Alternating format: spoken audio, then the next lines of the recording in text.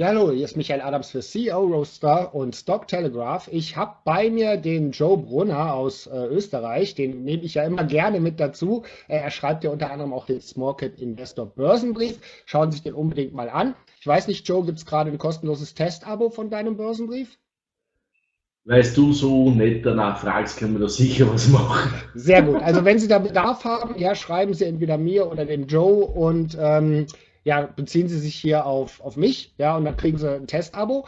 Heute geht es aber um Sonoro Energy Ltd. Das ist ein neuer Sponsor des Stock-Telegraph Börsenbriefes. Also ich habe da einen Interessenkonflikt. Ich habe selber auch Aktien und Warrants zu dem Unternehmen. Ja, also immer beachten. Sie wissen, ich mache das immer alles ganz transparent. Und ja, eingeladen habe ich den Richard Wadsworth und er ist CEO der Company. Schauen wir mal, was er uns erzählt. Es geht grundsätzlich um Öl und es geht um Indonesien. Und die Company selber ist an der TSX Venture notiert unter dem Symbol SNV. Die Wertpapierkennnummer ist die A2ARP4. Und das deutsche Symbol ist FDZ2. Das werde ich aber alles hier noch irgendwo einblenden und sicherlich auch irgendwie in den Text schreiben. Ja, da wünsche ich Ihnen dann jetzt viel Spaß.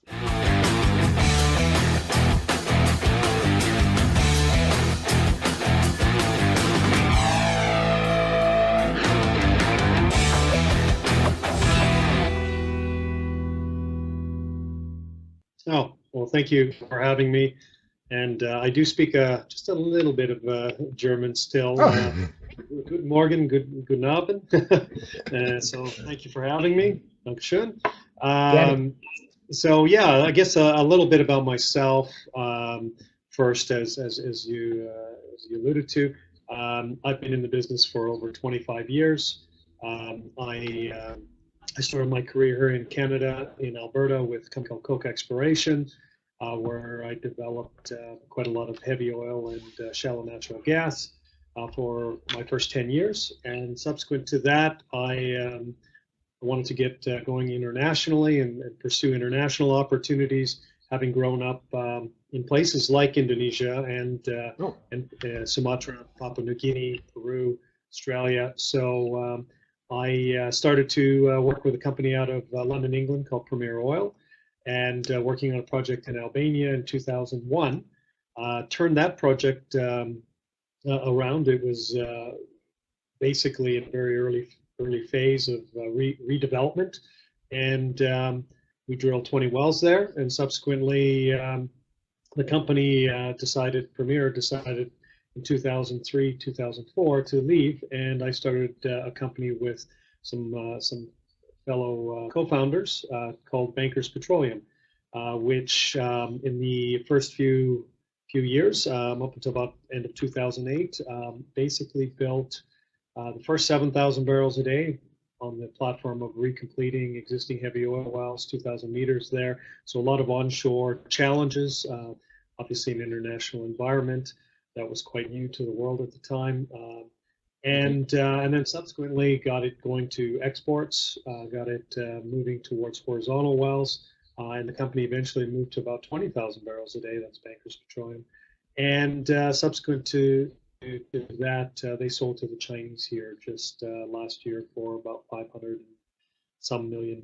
So very proud of what I achieved there. And now on to Sonoro. I was looking for the next big opportunity, and joined Sonoro in 2010, and we jumped onto what we felt was going to be a very large resource play, and that was in Iraq. Unfortunately, everybody knows the story of how Iraq has turned out and the situation over there, and so we decided to move on from that last year, and where to go next, and that sort of led us to the region you see on the map here, and basically Indonesia, having being a very at one point being an OPEC and a large producer. So we saw a lot of opportunities there, and we're able to jump on one last summer and restructure the company and go from there. Okay. Yeah, you just recently had a couple of news releases about and how do you pronounce that? Is that Budong, or what's the right pronunciation of the project? I think it's called, I pronounce it that way anyways, Bedong Bedong. So on the west side of the island of Sulawesi, and Indonesia's got some 17,000 islands, but clearly this is one of the bigger islands, but very limited oil and gas production on the island. So. Okay.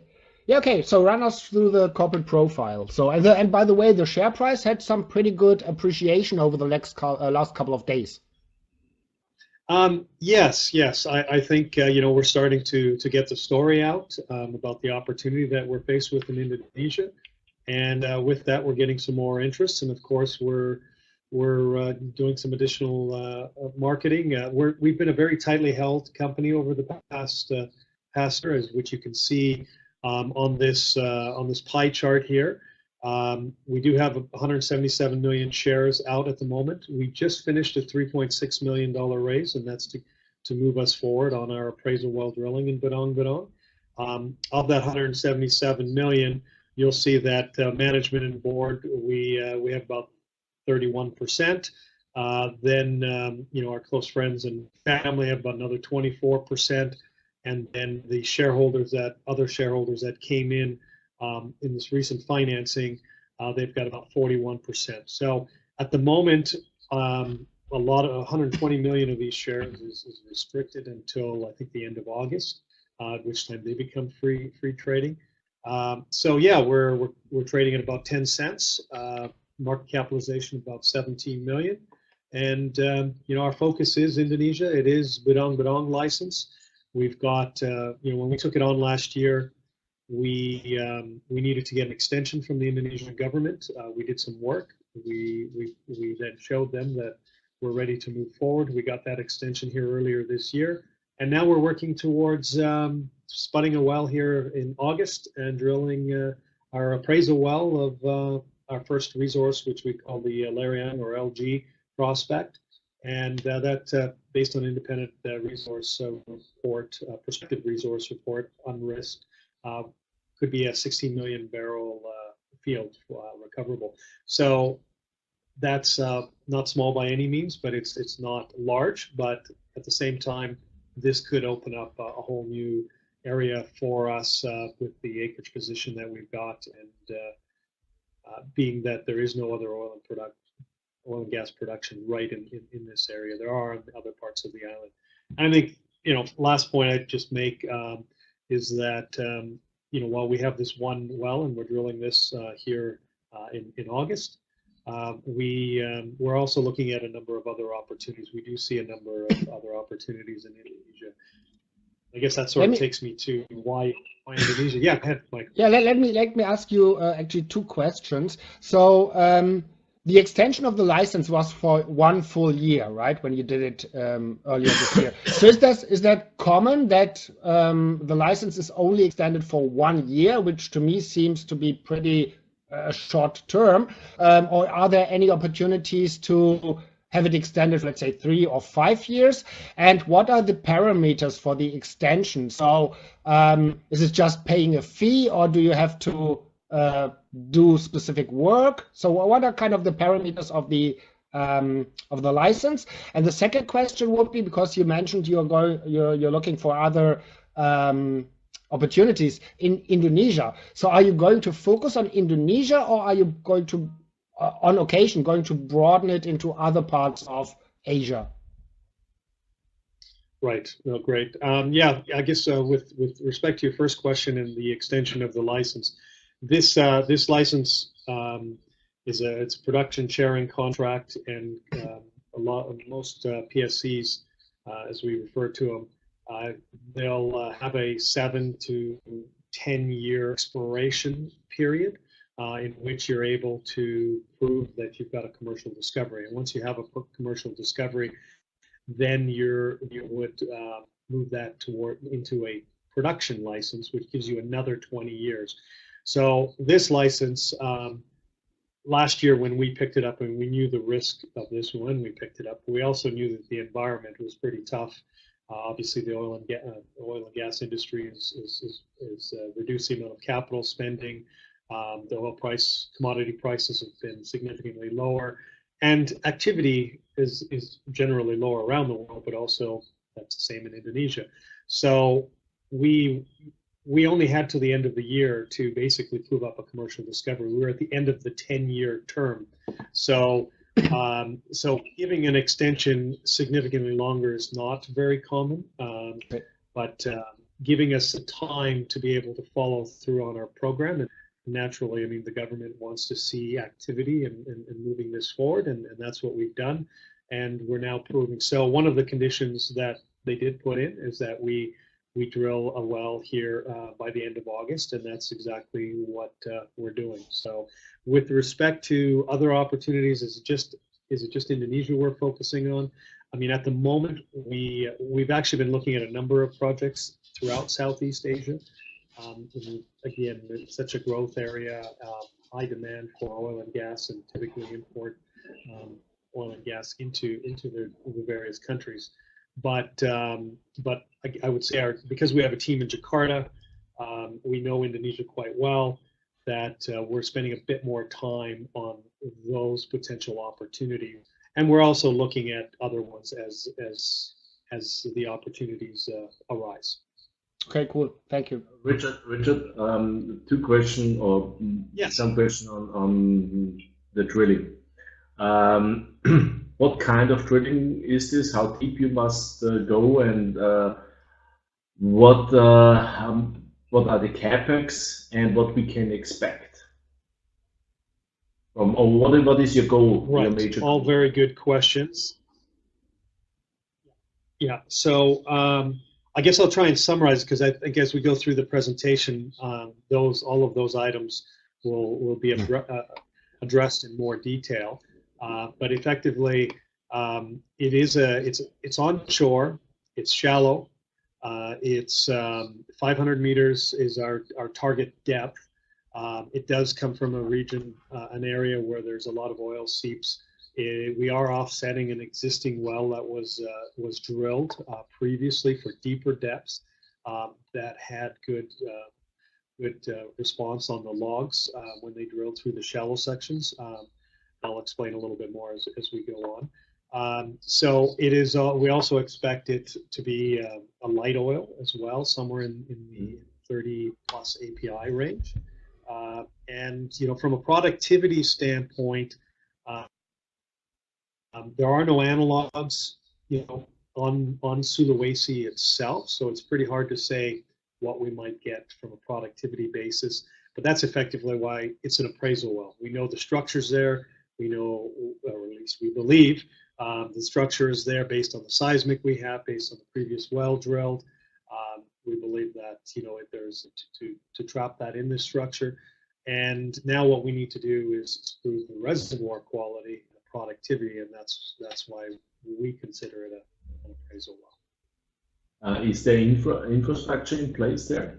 So if you hit something and you can convert it then to a production well and bring it then to the market? No. So the infrastructure is I guess it depends on how you define infrastructure. It's not an oil and gas producing area, so there is no oil and gas infrastructure per se, such as, let's say, pipelines, refineries, that kind of thing, which you'd see quite often. But we are only about just trying to think here, 12, 15 kilometers from the nearest port. There is good development in the island in the form of roads. This area has been cultivated and is currently producing palm oil. If you went back 20, 30 years ago, this would be swamp type land and be more difficult to access. But because it's been drained, access is relatively easy. We're close to the port because palm oil is in the area. There are, the types of tankage and facilities that allow export. And the refinery that we would expect to go to is just across on the island of Kalimantan. Balikpapan has a very large refinery, 280 kilometers across the strait. So not a lot unlike how when we started my last project in Albania, we used to sell everything internally to an existing refinery, but it was in difficult shape, and we looked at alternatives, and we quickly started exporting via the domestic port to refineries just across in Italy. So very similar. Okay. And as you, sorry, Joe, one go ahead. question more, sorry. This area, the license itself,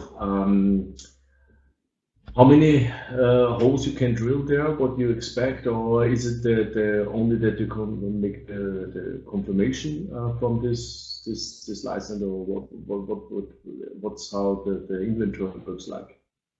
Let me pull up. So here's just a quick map of a little bit more of a blow up. Badong is on the west side of Sulawesi, and this is on the Kalimantan. Just in this area here is the Balikpapan refinery. Mm-hmm.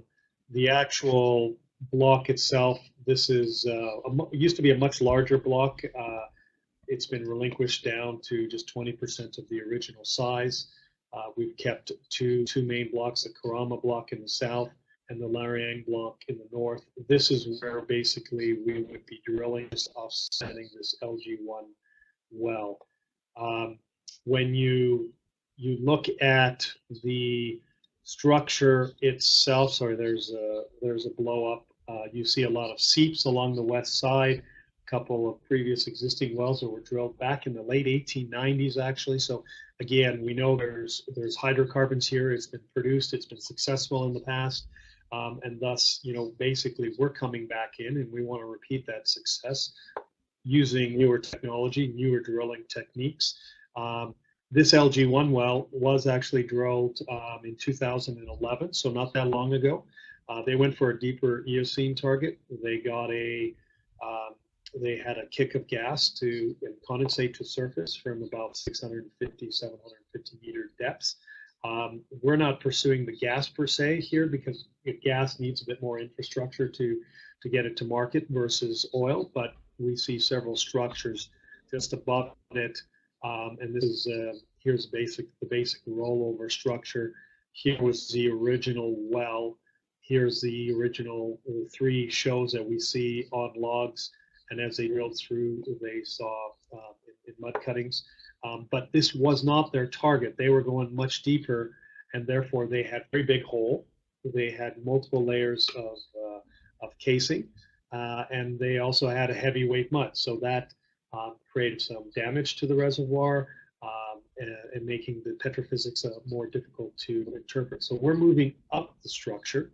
The reserves that we have, or resources, sorry, not reserves, that we've calculated from McDaniels really takes these sands into account. But as we move up structure, we see it gets quite a bit thicker. So we could have significantly more. Now, with respect to your question of size-wise, what would this, what could this represent from the number of wells? Just based on a standard 160 acre spacing, being that it is lighter oil, you don't need to typically go to tighter spacing, we'd be looking at around a 40 well type development. And with respect to rates, I guess we can't pinpoint the rates, but I guess our hope is that it's somewhere between 100 to 300 barrels a day per well, and possibly more. Certainly, Indonesia has shown from shallow wells that they can produce some significant volumes. It's really a function of reservoir quality, and until we determine what that reservoir quality is, it's pretty hard for us to say. Now, I will say that one additional advantage that we have here in our economics is that because this well was drilled, and because that other well was drilled in the southern part of the block, Raider, a lot of money has already been spent here. And under petroleum sharing contracts, what you're able to do is put that into a cost recovery pool, and you're able to recover that cost from revenue as you produce before taking out profit splits and such. So that makes the economics more attractive, given that 80 million-ish has been spent here in the past. Yeah, well, great, thank you. What are the costs for one of the shallow holes? So one of these shallow wells, it's another thing that we're doing quite different that previously. The costs, in Canada, we would drill these things for 200,000-300,000 Canadian. Unfortunately, we don't have the infrastructure there on the same kind of activity, and we are on an island somewhat away from activity, so we have to mobilize and demobilize. But effectively, our this well that we're drilling now, we've budgeted for about 1.4 million US. But I would expect that with a larger development, 40 well type development, that we will be able to significantly reduce those costs, somewhere definitely below $1 million per well. I know if we're actually considering a second well here, assuming we have success, we actually have 7 locations from an environmental permit that allows us to go to, so we could quickly move to a second well and drill a second well here. And our budget for that second well would be $1 million, because we don't have to mobilize and demobilize the same equipment. And if you get into more efficiencies, larger programs, I would think that should be able to come down, somewhere in that 500,000 to 700,000 range, which again works on the economics. You start talking about 40 wells, 100 barrels, 300 barrel a day, and you can make this quite attractive, even with the oil prices that we see today. And that's one of the reasons why we also like this play, and in particular Indonesia, because we can find development opportunities that really lacking capital, but are decent in size, that we can make the economics work for our shareholders and, of course, for the government and people of Indonesia. I'm just going to run back a couple slides here. Just go to slide. Go to slide number 4, where I think that's a picture of the work camp where the workers are sleeping, right? Yeah. Well, this is sort of going to be my opening. It's like my Indonesia. Well, I'd love to say it's where the blue waters and the beaches. Actually, Joe, we are going on a side. We are going on a side visit, I guess, right? Side visit. Yes, side visit. I actually haven't been to the beach in Indonesia yet, by the way, since I lived there 35 years ago.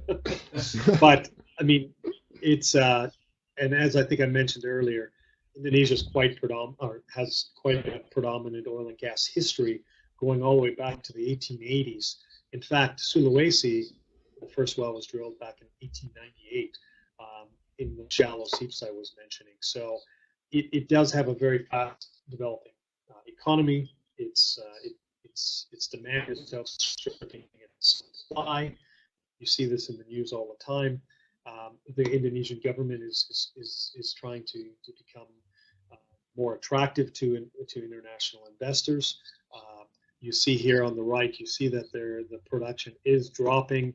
You see that their balance is now in the red, so they're importing actually close to 1 million barrels of oil. I mean, Indonesia's got about 250 million people, yet even though it's 5 times the size population than the UK, I believe it has half of the power generation. So it's not just oil. As mentioned, there is very attractive gas opportunities. Some of the prospects we're looking at are not just oil, but have a combination of oil and gas. As long as you can get the gas to market, your gas prices compared to Canada and US, around $3 an MCF.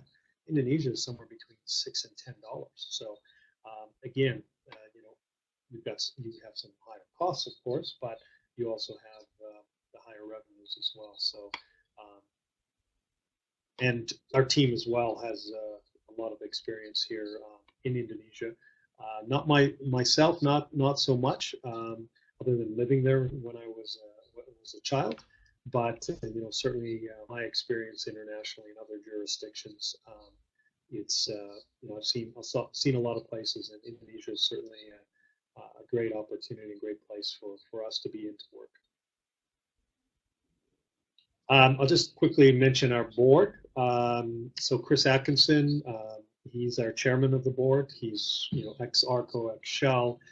He's done a number of other junior oil and gas companies, both private and public. I'll refer to a couple more here in just a moment. David Winter, he's got over 27 years experience internationally, all the way from BP to currently Horizon Petroleum. He has worked in Indonesia for Canadian Oxy a number of years back, and so is quite familiar with the geology and the environment. David Robinson really has been around for, again, a long time, involved in a number of companies, having raised a lot of money. Richard Kerr, he's our director in London, previously with BP, Vitol, Glencore, more on the commercial side. So we've got a very well balanced board. And then myself and Bill Marp down in Indonesia, who looks after Indonesia for us. We've also added Dean Calloway. He just came from another private company. I think spent the last 4 years there. And of course, we have two local Indonesians that are great to work with. Henning, that is a geologist, School of Mines, Colorado, as well as Alan Northman, that has worked Schlumberger, Pertamina, as an engineer by trade. So we've got a very well balanced, experienced team. Okay. Few team track record. Here's a few of the companies people recognize. It's Erica. They'll also recognize Mitra, which is now Jadestone, and of course myself with Bankers Petroleum. Another one that the team in Indonesia just did in 2013, after only 2 years, is they basically took it from an initial investment to final sale to ConocoPhillips, one of the projects on the island of Kalimantan, about 20 times the initial investment. So very, very successful in getting these types of smaller companies up and running and making a return. Okay, so yeah, what's kind of your end game? So is the plan to go into production yourself, or are you looking at the company will be acquired by a bigger player? Right. Yeah, I think our plan really is at the moment is to focus and have a success here with our appraisal well and drilling. Move this to a development plan, get that 20-year license. With that 20-year license, move into obviously into production. Is there a target turnaround and sell the company? I would say there isn't a specific target such as that. I mean, obviously we'll be opportunistic, and if somebody comes along and sees more value and wants to do more investment, or it's something that we see a value difference, then yeah, we would consider those kinds of things. But I always go into these things looking at it from the perspective of let's do it as if we're going to continue to run it and Right. and develop it, and even someday abandon it even to that extent. But for now, it's we've got some very early important steps to get that license established and get that production going and build that value. And that value, of course, hopefully will translate to value to our shareholders that are participating with us. Okay, great. So our approach is we're not going after let's say like we did before, the high risk, high reward in Iraq. I would say that this is a significantly lower risk. There is always risk, of course, with any oil and gas type opportunities and activity do. And this is, appraisal well. So, but we're going into areas where it's onshore. It's got oil. It's proven from before. People have come and they've gone. They've left cost recovery pools that help us with the economics. And I think quite important as well. I think, Joe, you'd asked me this question earlier, might not have fully answered it. When it comes to the cost, I mean, I think when we originally took this on, the initial AFE cost was something like $2.8 million. And we're now at 1.4 on a single well, which usually your single well costs are significantly higher. How can we achieve that? Well, we're doing that because we've got a team that is focused on finding the best services at the best costs.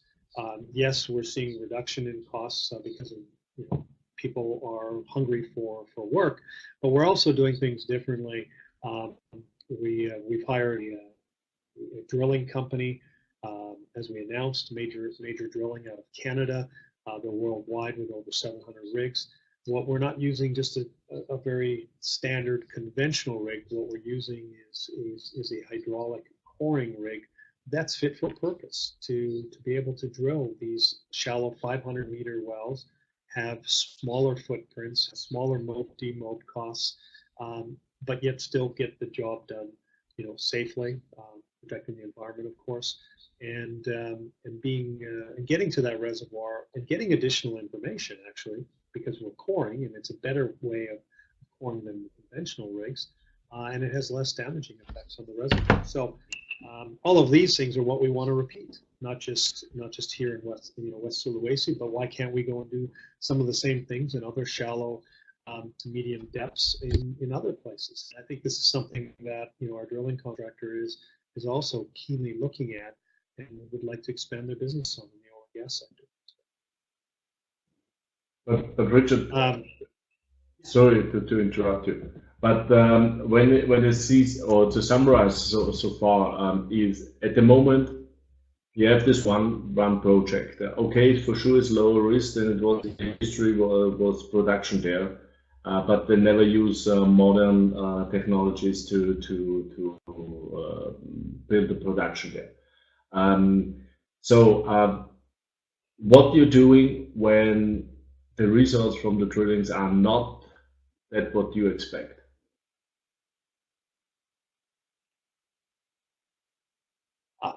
I mean, very good question. So, the first question you got to ask is why, or what could be the reasons why, let's say, the productivity isn't what it is. Again, I think that, that we would think that the chances of not finding oil and gas are pretty. The bigger question, I think, is what will the rates be? And it most likely would be because the reservoir quality, let's say, is not as good. It's a tighter sand than we expected. Then that's why, again, why we're doing cores and why we're doing the logging and why we're doing the testing, to determine these things. Because then we may have the opportunity to solve challenge that we might see. So, again, looking at requiring small to access the reservoir better and get better flow rates, or these sands are thick enough, or at least we believe they're thick enough, which has been transformational for us here in Canada and in the United States, and of course, other places around the world. So we do have the deeper zone, which we had gas and condensates to surface, that we could look at that more closely. But I think also that's another reason why we're looking at other opportunities, so that we're not just a one-shot type opportunity here, and that we'll have something else beyond Bedong. We feel we've got a very good shareholder base. We feel that we're getting the attention, and that we'll be able to do more things and be able to access more capital. A slide that's up right now is just showing the early seeps, the early success. To see some of the mapping.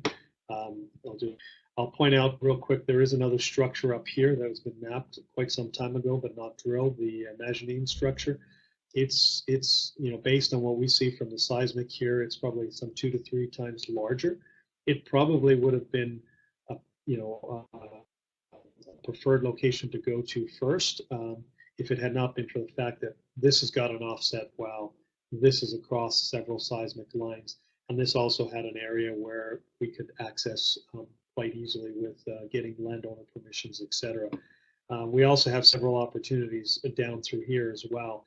So the resource report on this particular structure, based on what we see in that original well, basically comes up with roughly an 80 million barrel original oil in place, not a small number, and about just under 16 million barrels of prospective recoverable unrisked.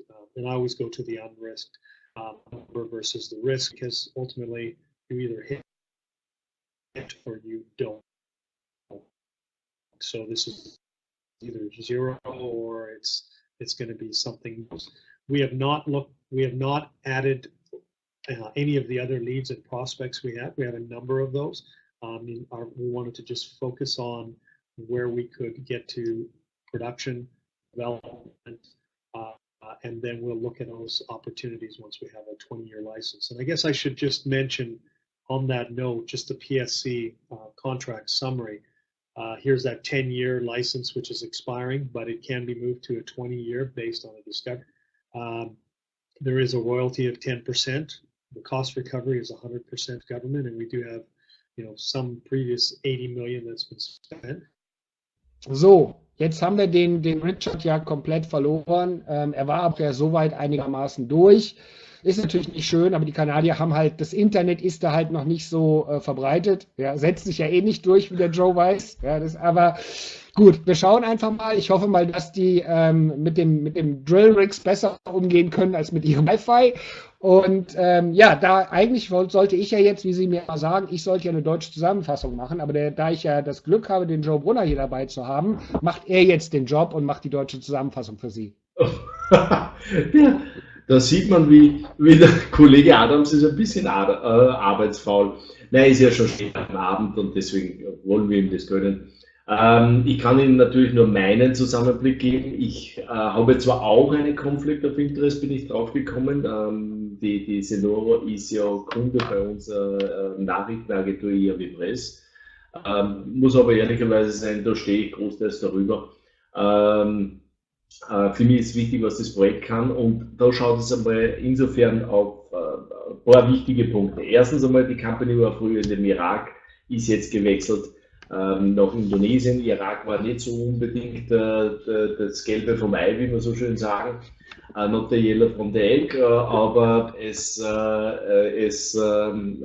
deswegen haben sie nach Alternativen gesucht, und Irak war halt High Risk, High Reward, also hohes Risiko, aber wenn es klappt, natürlich großer Profit. Indonesien, das Gebiet, was sie sich ausgesucht haben oder das sie akquirieren haben können, ist jetzt eher genau das Gegenteil.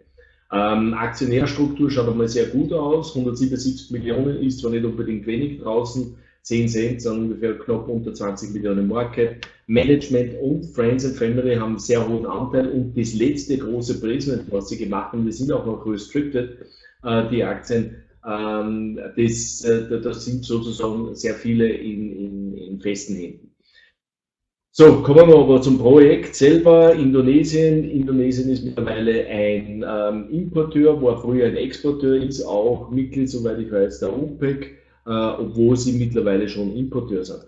So, was ist wirklich spannend an dem ganzen Projekt? An diesem Projekt ist schon wirklich sehr viel auch in der Historie, man sieht es ab 1898 gearbeitet worden. Da sind schon mehrere Bohrlöcher gedrillt worden, da ist auch schon was gefunden worden, das hat auch schon teilweise produziert, aber es ist noch nie richtige moderne Technologie verwendet worden. Es hat 2007 bis 2015, und Harvest ist nicht gerade eine kleine Firma, dort einen tieferen Horizont, der hat da eine Grafik gehabt, das war hier, hat ein tiefes Bohrloch gebohrt, weil die wollten unten mehr oder weniger tiefere Schichten anbohren und haben aber da ein bisschen Schiffbruch erleidet. Das hat nicht so funktioniert, wie es sein soll. Sie wollen sich auf eine obere Schicht, die nur um 500 Meter sind, bei dem anderen haben sie 2,5 Kilo aufgekommen bei dem Bohrloch, dann ist es schon eine vernünftige Größenordnung. Die Kosten sind natürlich dann auch viel überschaubarer, 1,4 Millionen ungefähr rechnet dafür das Bohrloch, was sie jetzt kostet, also dass das jetzt kostet. Warum kostet es so viel? Weil relativ wenig Infrastruktur ist. Das sehe ich ein bisschen aus Negativum natürlich auch, weil die Infrastruktur noch nicht vorhanden ist. Das ist kein Gebiet, das dort aktiv bewirtschaftet wird mit Öl. Hat allerdings, er hat gesagt, der Port ist in der Nähe von 12-14 Kilometer, das heißt, es kann relativ leicht gemacht werden. Das ist ähnlich wie dem Gebiet, was er in Albanien, glaube ich, war das, genau, was sie gehabt haben, wo sich dann mehr oder weniger Raffinerie in der Nähe war, beziehungsweise haben sie es nach Italien dann verschifft.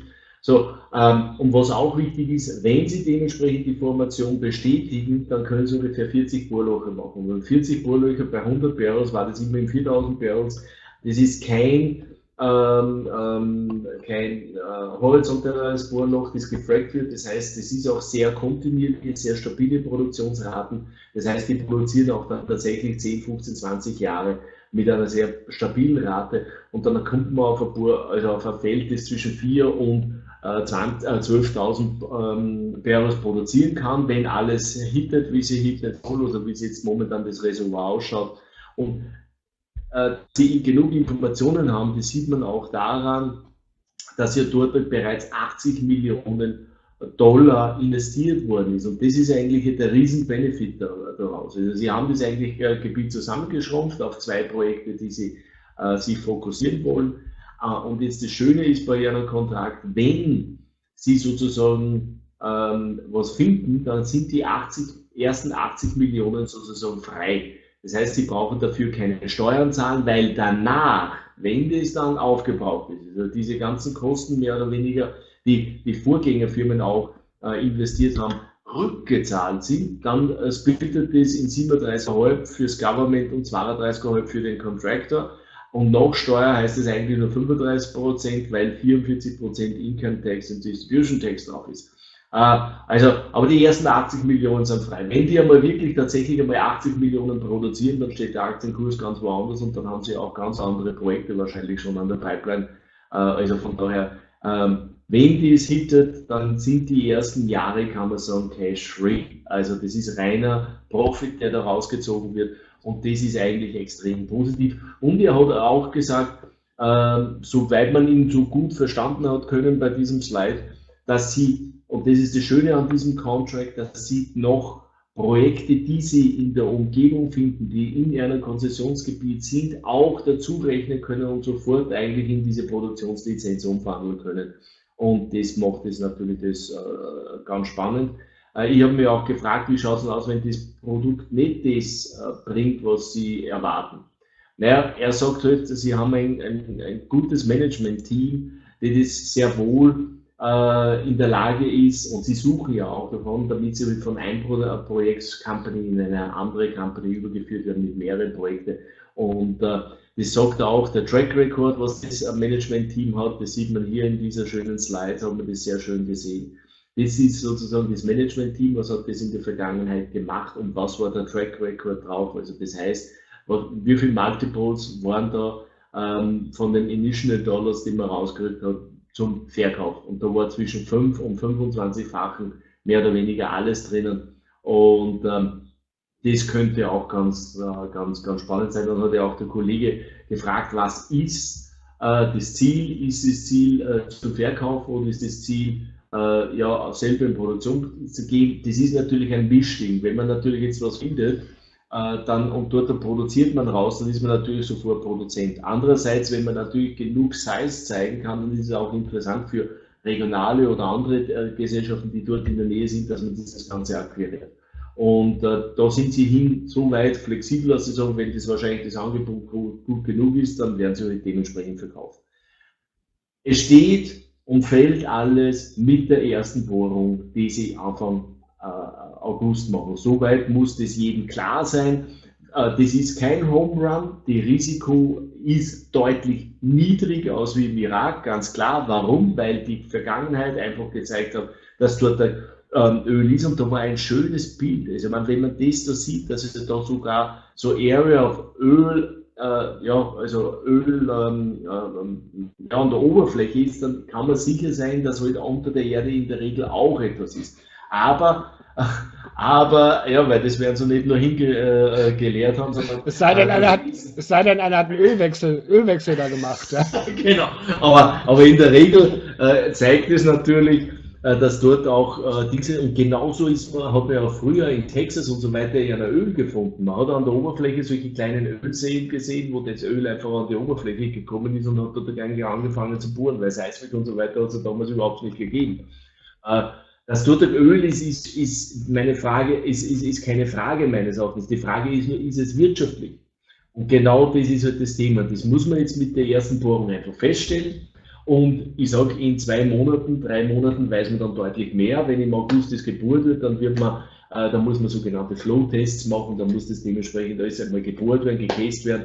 Und das dauert halt ganz einfach. Und ich würde sagen, Ende September mit einer hohen Wahrscheinlichkeit werden wir dann sagen können, ist was drinnen und wie viel ist drinnen und welche Flow-Tests kommen raus. Und dann muss man Geld natürlich in die Hand nehmen und die Infrastruktur bauen und dann gleich mehrere Bohrlöcher rein zu jagen, denn erst dann wird es wirtschaftlich, und er hat ja selber gesagt, das Mobilisieren des Rigs kostet relativ viel und deswegen sollte man halt dann auch gleich einmal die nächsten Bohrlöcher machen, wenn natürlich das auch führend ist, also dass das auch ölführend ist und das Reservoir groß genug ist, um es anzuzapfen. Ja, das war es eigentlich so als Summarize. Das ist sicher nicht unspannend, aber man spekuliert halt drauf, dass sie im August dementsprechend hitten.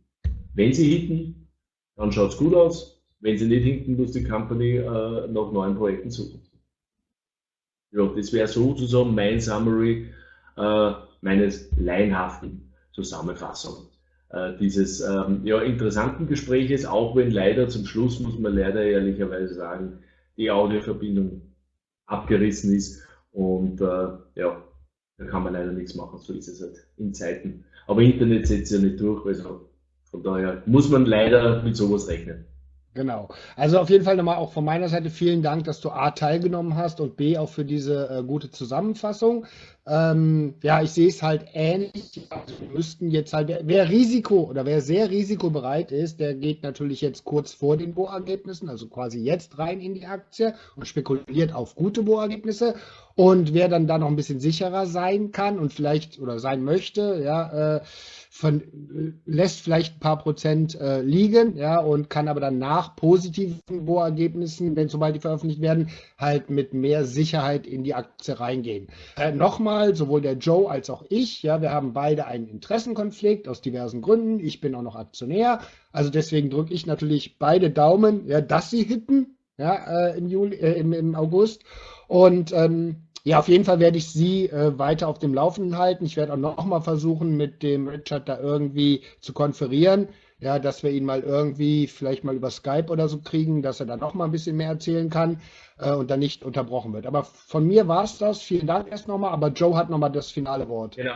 Ja, deswegen, meine Frage ist jetzt, also es ist, glaube ich, keine Frage, dass Sie nicht hitten. Also ich glaube, wenn man sich das anschaut, das ist keine Frage, dass sie nicht hitten. Die Frage ist nur, ist es wirtschaftlich förderbar? Ja. Das ist jetzt die Frage. Denn dass dort Öl ist, das glaube ich sofort, da sind 80 Millionen reingeflossen, die Firmen hätten nie so viel Geld investiert. Öl ist meines Erachtens dort. Die Frage ist nur, kann es wirtschaftlich gefördert werden? Genau, das ist die große Frage, die dann hoffentlich im August für uns beantwortet wird und dann sehen wir weiter. In diesem Sinne, vielen Dank fürs Zusehen und fette Beute. Genau, fette Beute.